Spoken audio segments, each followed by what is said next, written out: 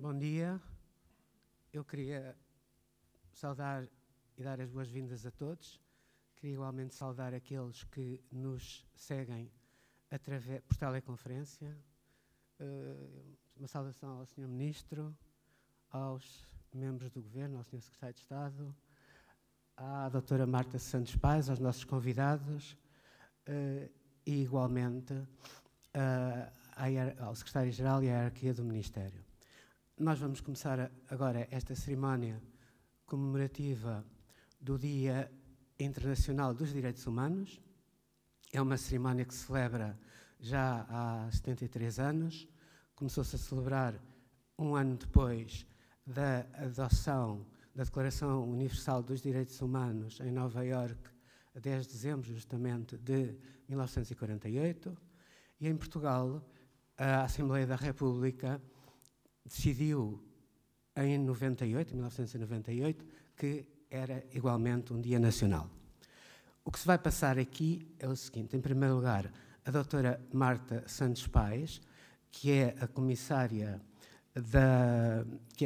do programa Nunca Esquecer e faz igualmente parte da Comissão Internacional contra a Pena de Morte. A doutora Marta Santos Pais usa da palavra. Depois o Sr. Ministro de Estado dos Negócios Estrangeiros faz a sua intervenção e, quando ele acabar, nós vamos subir para os claustros, lá em cima no convento, para descerrar uma placa. Portanto, doutora Marta Santos Pais, faz favor.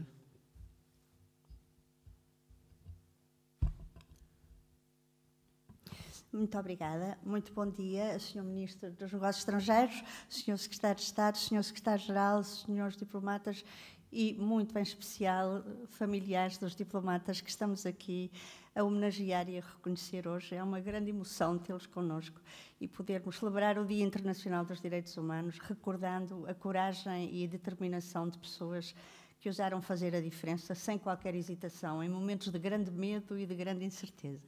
Portanto, para nós, o encorajamento também para prosseguir nesta importante missão.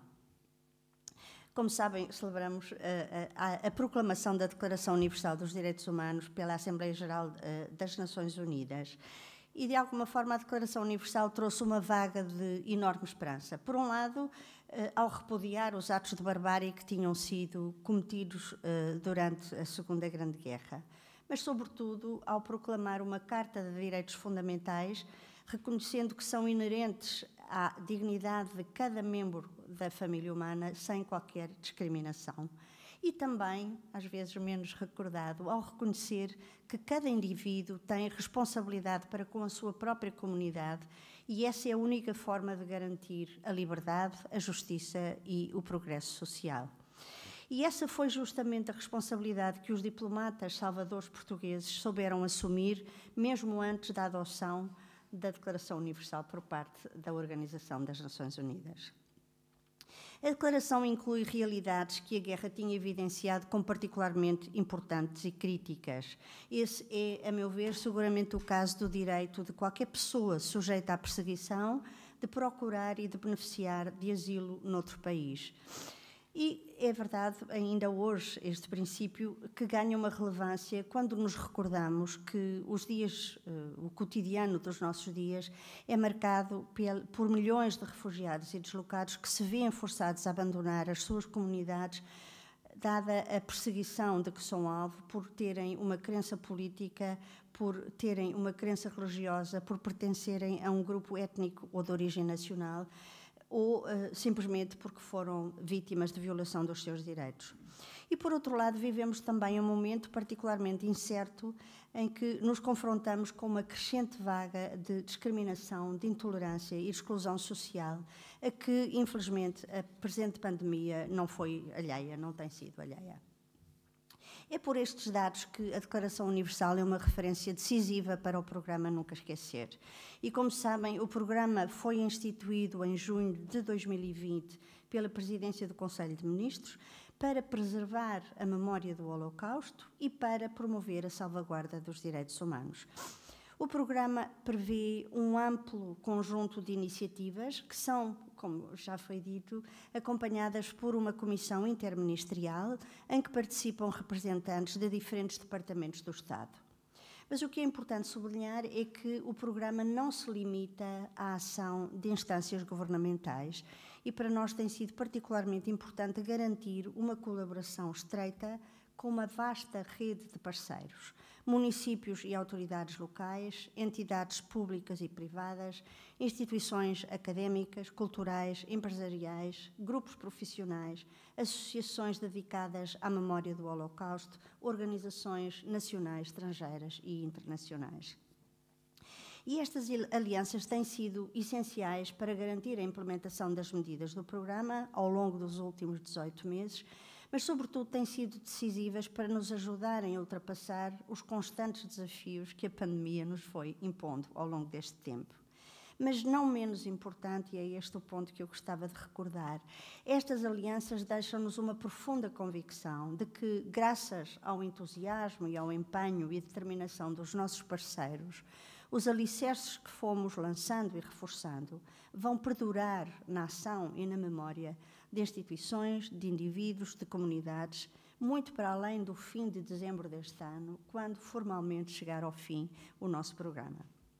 Por isso, o programa é de todos e é para todos, é de hoje e será para o futuro. O que faz o programa? O programa recorda naturalmente os anos dramáticos da Segunda Grande Guerra, o extermínio de milhões de judeus e a perseguição e morte de milhares de outras pessoas que eram considerados indesejáveis e muitas vezes descartáveis pelo regime nazi. Ciganos, cidadãos portadores de deficiência, homossexuais, intelectuais, opositores políticos e a lista segue interminável. Mas o que o programa faz, sobretudo, é invocar o impacto que este contexto teve no nosso país. Por um lado, os milhares de refugiados que procuraram abrigo em Portugal, na busca de paz e liberdade, e que beneficiaram muitas vezes do apoio e da solidariedade de famílias portuguesas.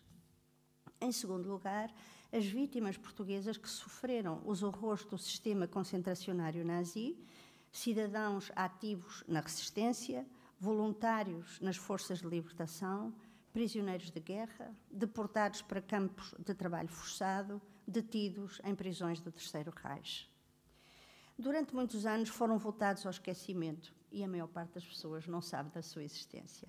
E só muito recentemente foram recuperados do anonimato graças à perseverança e à investigação profunda de um conjunto de historiadores e investigadores do nosso país, com quem temos tido uma enorme honra de colaborar. Mas, em terceiro lugar, e de forma muito especial, o programa reconhece e homenageia a ação corajosa dos salvadores portugueses.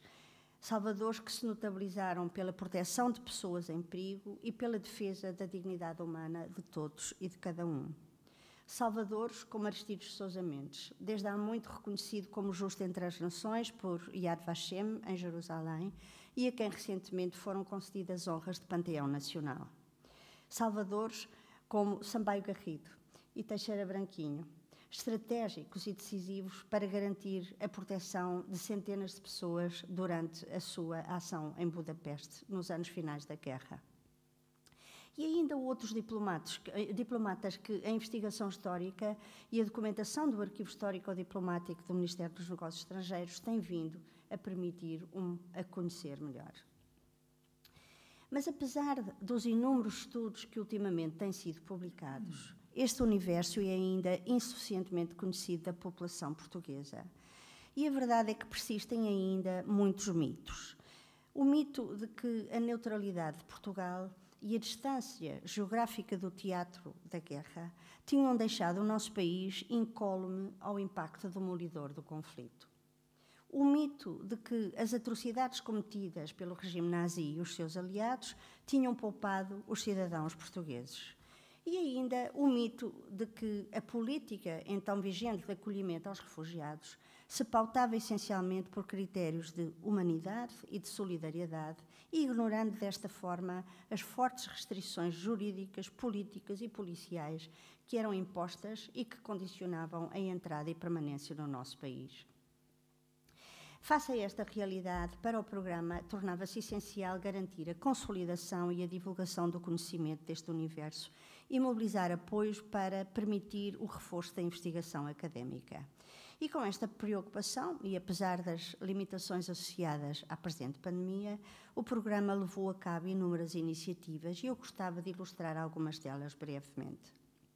Antes de mais, organizando exposições no Museu da Liberdade em Peniche, no Tribunal da Relação em Coimbra, no Palácio Galveias, atualmente, no Panteão Nacional, e também ciclos de seminários e de conferências, incluindo no âmbito da presidência portuguesa do Conselho da União Europeia.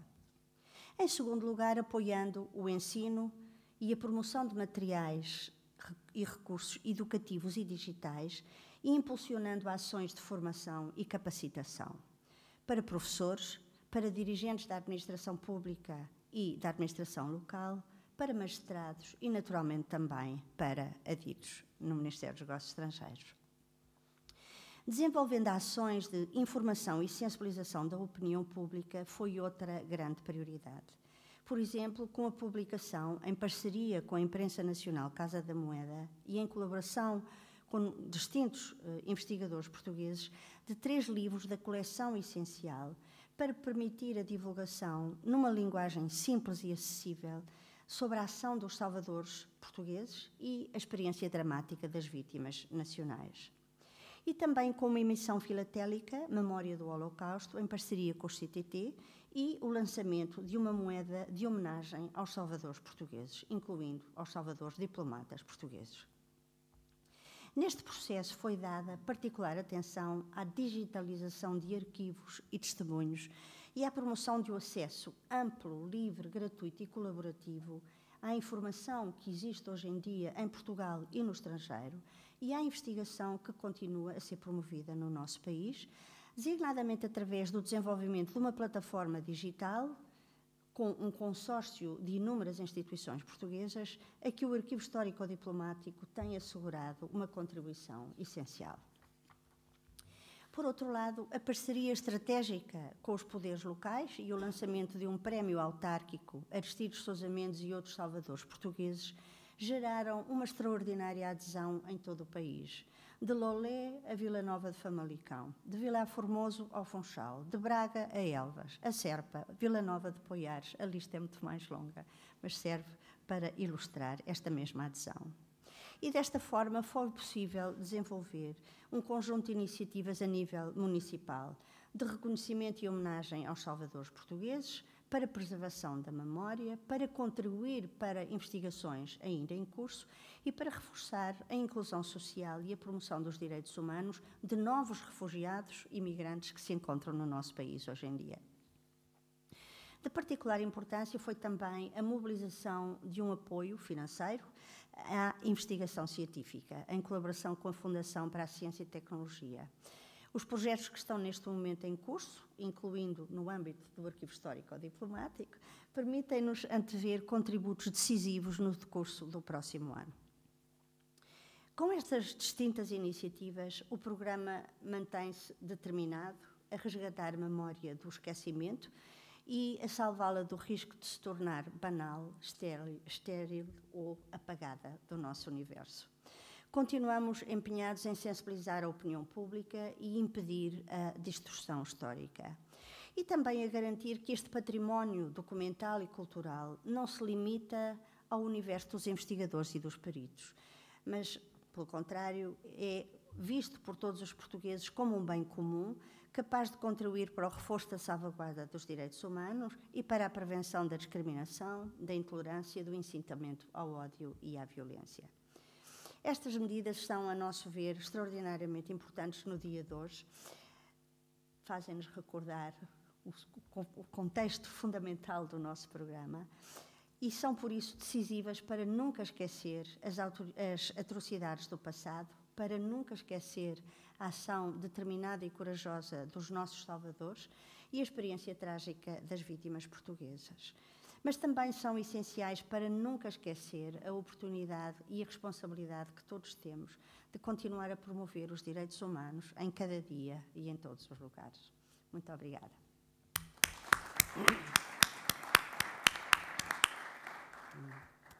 O Sr. Ministro fala daí. Sr. Ministro, faz favor. Muito obrigado, Sra. Comissária do Projeto Nunca Esquecer, Sr. Diretor do Arquivo do Instituto Diplomático e do Arquivo Histórico-Diplomático do Ministério dos Negócios Estrangeiros, Sr. Secretário de Estado, Sr. Secretário-Geral, demais dirigentes do Ministério dos Negócios Estrangeiros, Sra. Presidenta da Associação Sindical dos Diplomatas Portugueses, senhoras e senhores familiares dos diplomatas hoje homenageados. Como a Sra. Comissária bem explicou, o projeto Nunca Esquecer, Programa Nacional em torno da memória do Holocausto, foi iniciado em 2020 por ocasião do 80º aniversário do salvamento de milhares de pessoas pelo então cônsul de Portugal em Bordeus, Aristides de Sousa Mendes. Entendemos que era indispensável recordar esse ato de coragem e de humanidade. Felizmente, hoje em Portugal e no mundo, o exemplo de Aristides é bem conhecido e celebrado, mas importa mantê-lo sempre vivo, designadamente entre as novas gerações, através das escolas, das instituições cívicas e do espaço público. E ainda tínhamos por terminar o processo de reparação que lhe era devido. Aristides Sousa Mendes foi, sem dúvida, o português que mais se destacou no salvamento de pessoas vítimas da barbárie nazi. Não foi, porém, o único. Outros diplomatas portugueses contribuíram para esse salvamento. Hoje está bem documentada a ação de Sampaio Garrido e Teixeira Branquinho em Budapeste em 1944, e a investigação histórica vem mostrando que outros diplomatas no estrangeiro procuraram intervir em favor designadamente de judeus perseguidos, por vezes com algum sucesso. E não foram só diplomatas os que o fizeram. O padre Joaquim Carreira, então reitor do Colégio Pontifício Português em Roma, escondeu e alimentou, entre 1942 e 1943, dezenas de perseguidos, na maioria judeus ou militantes antifascistas, e talvez o operário imigrado José Brito Mendes e sua mulher Marie-Louise, que em 1942, nos arredores de Paris, acolheram e salvaram a filha dos vizinhos judeus polacos que haviam sido deportados, arriscando a sua própria deportação, não sejam o único caso de ações de salvamento empreendidas por pessoas humildes e comuns, movidas apenas por compaixão, firmeza e coragem. Por isso foi objetivo central do projeto Nunca Esquecer divulgar mais sistematicamente as figuras e ações de todos quantos, independentemente da sua condição e categoria profissional, intervieram conscientemente, com sacrifício do seu bem-estar ou tranquilidade, para ajudar pessoas cuja pertença ou identidade étnica, religiosa, política ou sexual colocava como alvos do horror nazi.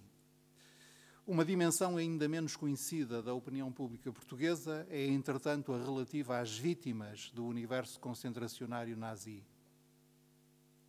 Só recentemente é que os trabalhos de historiadores têm abordado e identificado os portugueses que, por diversas razões, estiveram internados e detidos em campos de concentração, campos de trabalhos forçados e de trabalho escravo, e campos de prisioneiros de guerra com recurso a trabalho forçado. São centenas as que se conseguiram descobrir, já, identificar e registar, pessoas que passaram por Mauthausen, Dachau, Buchenwald, Auschwitz e outros lugares do terror. Também esses portugueses devem ser reconhecidos e homenageados, e contribuir para isso foi outro dos propósitos fundamentais do projeto Nunca Esquecer.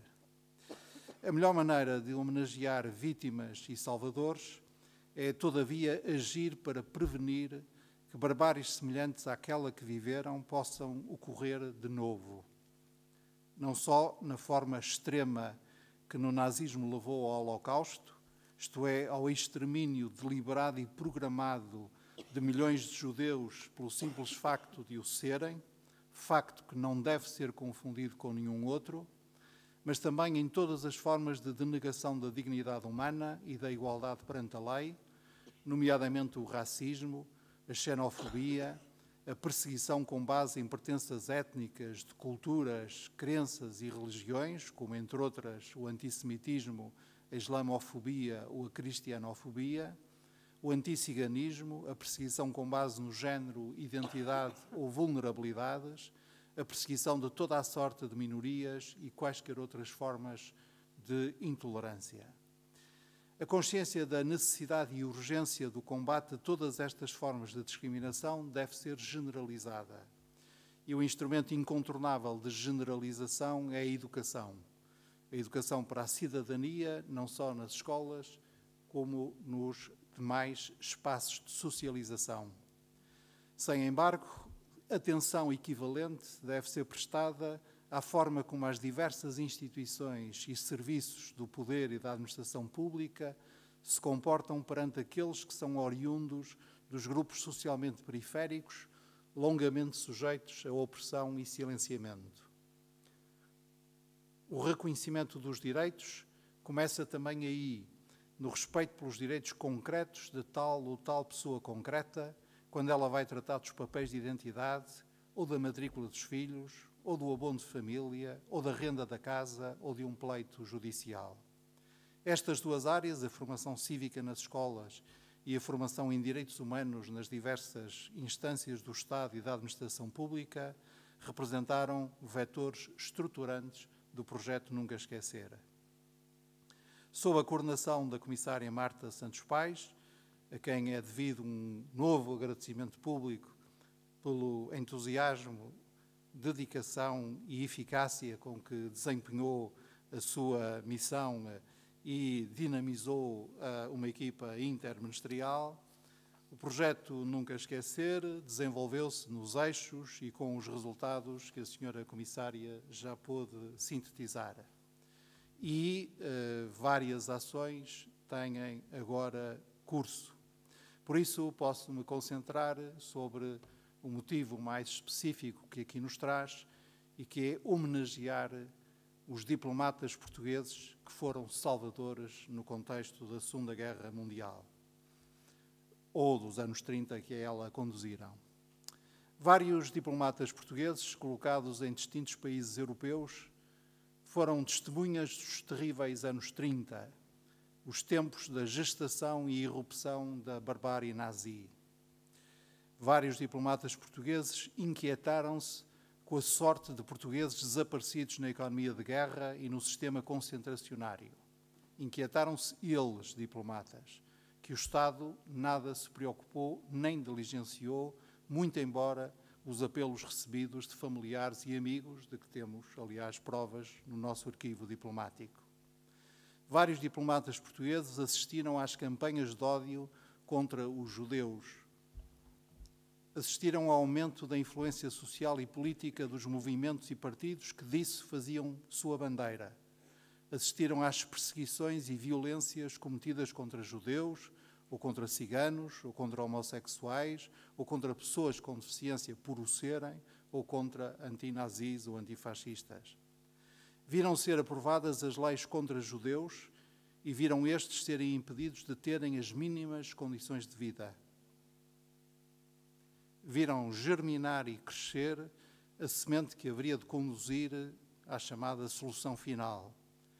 Dos seus postos na Alemanha e em França, esses diplomatas observaram primeiro a desqualificação, depois a perseguição e, por fim, a eliminação de judeus de todas as idades e estatutos. Alguns desses diplomatas portugueses, isso reportaram a Lisboa e vários deles, como Veiga Simões, Manuel Homem de Melo ou Augusto Ribeiro de Melo, agiram para proteger os perseguidos, mesmo sabendo não terem cobertura ou contarem mesmo com a oposição da sua capital. Ou então, como José Augusto Magalhães, protestaram contra as ordens que recebiam de Lisboa e que lhes pareciam desumanas, como eram. Conhecemos ainda mal os contornos precisos do conjunto destas diligências tomadas por diplomatas portugueses ao longo dos anos 30, de aviso, de preocupação ou ação.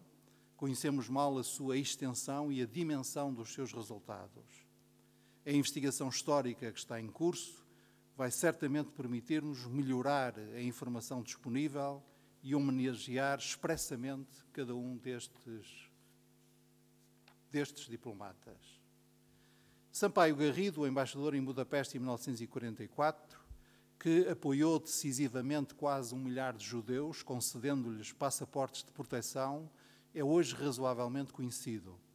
O Yasha Vadem considerou em 2010 merecidamente justo entre as nações, como já havia feito o Aristides Sousa Mendes logo em 1966. Quanto ao encarregado de negócios que lhe sucedeu, Teixeira Branquinho, e também foi Salvador, o tributo devido ainda não foi inteiramente prestado. Ficam já ambos hoje individualmente referidos como Aristides na inscrição lapidar com que perpetuamos, homenageamos e agradecemos o exemplo de humanidade e grandeza moral que nos legaram, na inscrição lapidar que veremos imediatamente a seguir a esta sessão. Face a estes diplomatas, cujas ações já conhecemos bem, como no caso de Garrido e Branquinho, ou ainda estamos a conhecer, como nos outros casos, face a estes diplomatas, o caso de Aristides Sousa Mendes é, contudo, singular. Em várias ocasiões, o cônsul português em Bordeus, já antes de junho de 1940, agira para proteger indivíduos em necessidade. Mas fê-lo com especial intensidade nesses poucos dias de junho, quando confrontado com a mole humana de refugiados que fugiam do exército nazi na sequência da queda de Paris e procuravam chegar pelas estradas do sul a lugares seguros, decidiu passar indiscriminadamente vistos para Portugal a todos quantos os solicitavam. Aristides passou todos quantos pôde. Em dias frenéticos, atribuiu milhares de vistos e assim salvou um número não apurado, mas que sabemos ser, nessa ordem de grandeza, de vários milhares de vidas humanas. Para fazê-lo, Aristides teve de desobedecer a ordens expressas provenientes dos seus superiores diretos. Desobedeceu à tristemente famosa Circular 14 do Ministro dos Negócios Estrangeiros Oliveira Salazar, a qual proibia terminantemente a todas as autoridades consulares portuguesas a concessão sem autorização prévia do Ministério de vistos aos judeus expulsos dos seus países de nacionalidade ou origem, bem como a outros refugiados, a apátridas, a russos e a todos quantos, dizendo-se em trânsito, não apresentassem provas de serem aceites no destino. Aristides desobedeceu depois à Circular 23, que mandava os consulados remeterem diretamente os pedidos de visto à polícia política do regime, então chamada PVDE, mas mais conhecida por PIDE. Desobedeceu às ordens que lhe foram pessoalmente dirigidas e o proibiam a ele de conceder quaisquer vistos ou passaportes. E desobedeceu consciente e reiteradamente. Não era a primeira vez que Aristides Sousa Mendes era suspeito ou acusado de incumprir. A sua carreira no Ministério era, por assim dizer, assombrada por episódios anteriores de real ou alegado menor zelo na assunção de deveres profissionais e por uma reputação que chegava a ser algo negativa. E para todos os efeitos, Aristides era um cônsul, irmão gêmeo de um diplomata ilustre que haveria de ser, nos anos 30, ministro, conservador nas convicções políticas, morais e religiosas, pai de uma família numerosa e sofrendo permanentemente problemas financeiros, Aristides não seria propriamente alguém que pudesse ser antecipadamente visto como uma figura superlativa. Mas o facto é que, naqueles dias de junho de 1940, se transcendeu, depois de uma luta íntima consigo própria e com o propósito claro de salvar vidas. Como veio a escrever em sua defesa na contestação ao processo que lhe seria movido, e cito, era realmente meu objetivo salvar toda aquela gente cuja aflição era indescritível, sendo a minha atitude inspirada única e exclusivamente nos sentimentos de altruísmo e de generosidade de que os portugueses, ao longo dos seus 8 séculos de história, souberam tantas vezes dar provas eloquentes. Sabemos que Aristides Sousa Mendes salvou muitas vidas, sobretudo vidas de judeus. Aqueles que ele salvou e os seus filhos e netos testemunham-no com uma força que nenhuma narrativa conseguiria exceder. Sabemos pelas suas próprias palavras que agiu segundo os ditames da consciência, movido por dever elementar de humanidade e sem cuidar do seu próprio bem-estar. Sabemos que sabia que estava a desobedecer e queria ele e a sua família pagar por isso. Sabemos que aproveitou todas as possibilidades institucionais e materiais de agir e que foi até ao limite da sua capacidade física. Sabemos que o preço da desobediência, quer dizer, o preço de ter salvo tantas vidas, foi o mais alto. A expulsão da carreira diplomática, a marginalização, a recusa de quaisquer meios, a miséria e a solidão. Salazar não lhe perdoou e não descansou enquanto não consumou o seu esforço. Nos meios da oposição, a sua ação não foi reconhecida nem valorizada, talvez por ignorância, talvez por não lhes pertencer. O Estado Novo terá sido tanto mais implacável quando ele provinha das fileiras monárquicas e conservadoras, talvez. Os apelos que endereçou à Igreja Católica Portuguesa e ao Vaticano, se foram recebidos, não encontraram eco. Quando morreu, em 1954, Aristides Sousa Mendes era um homem só, fragilíssimo, paupérrimo, desonrado. A sua reabilitação só foi possível depois do 25 de Abril, depois de derrubado o Estado Novo. Foi mesmo assim uma reabilitação inquietantemente demorada. Em 1976, os ministros aos estrangeiros Melo Antunes e Medeiros Ferreira deram os primeiros passos. Mas só em 1988, uma lei da Assembleia da República o reintegrou na carreira diplomática com a categoria de embaixador, por iniciativa, entre outros, do então deputado Jaime Gama, anterior e futuro ministro nas necessidades. Entretanto, em 1987, o Presidente da República, Mário Soares, havia-lhe atribuído póstumamente a Ordem da Liberdade. Em 1998, foi homenageado pelo Parlamento Europeu. Em setembro de 2000, sob a direção da embaixadora Manuela Franco, o Instituto Diplomático organizou nas instalações do Ministério dos Negócios Estrangeiros uma exposição documental intitulada Vidas Poupadas à ação de 3 diplomatas portugueses na Segunda Guerra Mundial, dedicada a Aristides, Sampaio Garrido e Teixeira Branquinho. E em 2006 e 2007, um programa da televisão pública sob a forma de concurso, Os Grandes Portugueses, projetou finalmente a história e a figura de Aristides para o conjunto da opinião pública. Com inteiro merecimento, Aristides tornar-se-ia nas últimas décadas num herói nacional e popular, estudado, celebrado e divulgado nas instituições, nas escolas, na imprensa, na produção audiovisual, no espaço público. Em 17 de junho de 2020, ouvimos o Papa Francisco referir-se ao Dia da Consciência, colocando-o sob a égide de Aristides e da sua atitude em 17 de junho de 1940. Em outubro deste ano, 2021, a concessão de honras de Panteão Nacional culminou o processo de reabilitação e homenagem a Aristides Sousa Mendes. Ele está entre os que o país considera como seus exemplos maiores e está a justo título. Mas só hoje, 10 de dezembro de 2021, Dia Internacional dos Direitos Humanos, o Ministério dos Negócios Estrangeiros, que foi a casa de Aristides Sousa Mendes, inscreve na forma permanente de uma lápide e na forma viva de uma árvore de paz, a oliveira, homenagem ao seu diplomata que mais vidas salvou na Segunda Grande Guerra.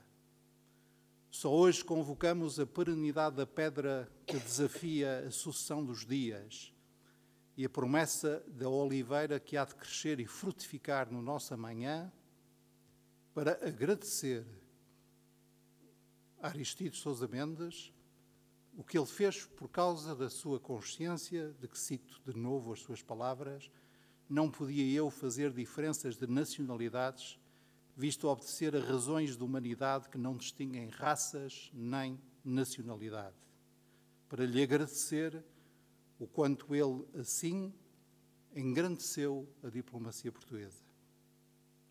Só hoje, verdadeiramente, se conclui o longo caminho de reparação que se iniciou aqui em maio de 1976, quando o ministro Melo Antunes pediu urgência na reavaliação do processo profissional de Aristides. Num certo e fundo sentido, só hoje verdadeiramente o Palácio das Necessidades, casa dos diplomatas portugueses, acolhe o diplomata Aristides Sousa Mendes. Tudo isto coloca questões, nem tanto a meu ver a questão histórica, que não é menor, mas deve ser deixada aos historiadores e ao seu labor, o qual labor não pode aceitar nem encomendas, nem diretrizes, nem pedidos, mas coloca também a questão do sentido, que cuida de apurar o significado e o alcance deste nosso ato de hoje. Com ele afirmamos que Aristides Sousa Mendes é um dos nossos, um dos melhores de nós todos. Por causa desse gesto, que como todos os gestos fundadores, surpreendeu e desinquietou, desafiou a rotina e a inércia estabelecidas, perturbou os espíritos, instaurando um antes e um depois. Um antes e um depois da proclamação que então fez e subsequentemente reiterou e defendeu face aos que o perseguiam e junto daqueles a quem pediu auxílio, de que a consciência moral pode ter de prevalecer sobre a norma do momento. Que as leis humanas que são imperfeitas e variáveis, mas a igual dignidade dos homens, essa é um imperativo moral universal. E que não merece reconhecimento, aceitação e obediência a ordem que põe em causa a dignidade humana, que negue a dignidade humana a qualquer pessoa, independentemente da sua raça, religião ou opinião. Aristides desobedeceu às instruções de Lisboa, porque obedecer-lhes seria desobedecer à consciência, às suas convicções profundas, designadamente cristãs, na comum humanidade dos homens e mulheres. Aristides desobedeceu porque obedecer seria ser por omissão cúmplice ou benevolente com a barbárie. Desobedeceu porque desobedecer era a condição necessária para salvar o que estava ao seu alcance salvar. Não a humanidade inteira, não todo o povo judeu, não a enorme vergonha europeia, mas o máximo possível na sua circunstância e raio de ação de vidas concretas. Por isso, vidas salvas.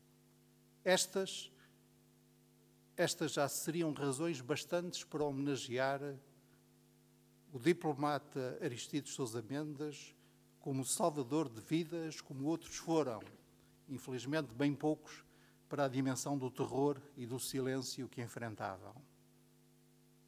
Mas eu quero acrescentar e particularizar outra razão. É que, fazendo o que fez, Aristides Sousa Mendes não deixou de pôr em prática o que de melhor e mais útil existe na profissão e na atividade diplomática, a saber, a capacidade de, nos mais diversos contextos, tantas vezes desesperados, imaginar e propor pequenos passos em relação à convivência, trabalhando para soluções e compromissos aceitáveis e execuíveis, abrindo portas onde parecia haver só muros e edificando pontes transitáveis, mesmo que precárias, entre margens opostas. Isto é o que os diplomatas fazem e isto foi o que o diplomata Aristides Sousa Mendes fez. Claro que os diplomatas agem sob instruções e Aristides ignorou ordens expressas.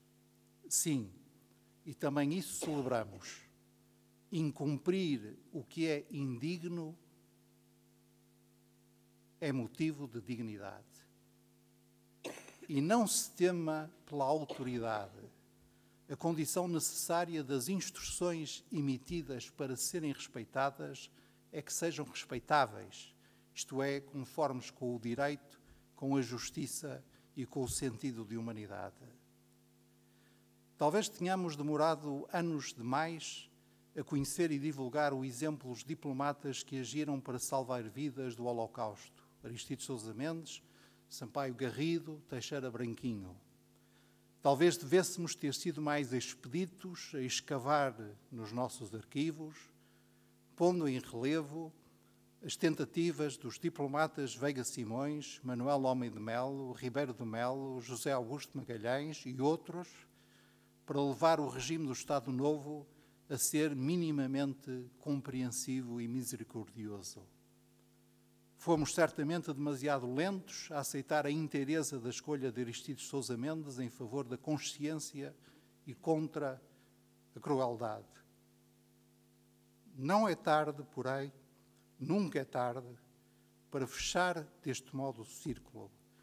Aristides e os outros funcionários diplomáticos e consulares que salvaram tantos em tempos de tanta barbárie, ou tentaram salvar, também assim salvaram a profissão e a carreira diplomática que haviam abraçado. O melhor de todos, o cônsul em Bordeus, pôs no coração da sua missão esse ramo de oliveira que simboliza a concórdia em vez do ódio e a misericórdia em vez do dissídio. Esse ramo de oliveira que, segundo o Gênesis, Deus mandou a Noé para instaurar um novo começo. Aristides inscreveu no nosso património comum um gesto efetivo e eficaz de salvamento. Por isso o lembramos e celebramos plenamente, com as angústias e imperfeições que o terão marcado, mas com a sua opção básica pela dignidade da pessoa humana e com o seu gesto maior de salvamento e redenção de tantos e talvez de si próprio. Por isso o tomamos como referência principal, por isso desejamos seguir o seu exemplo, por isso pediremos daqui a pouco, à pedra que dura e à árvore que floresce, que façam perdurar no Ministério dos Negócios Estrangeiros a casa de Aristides, a que ele volta hoje, enfim, completamente, a memória de todos os nossos diplomatas salvadores. Muito obrigado.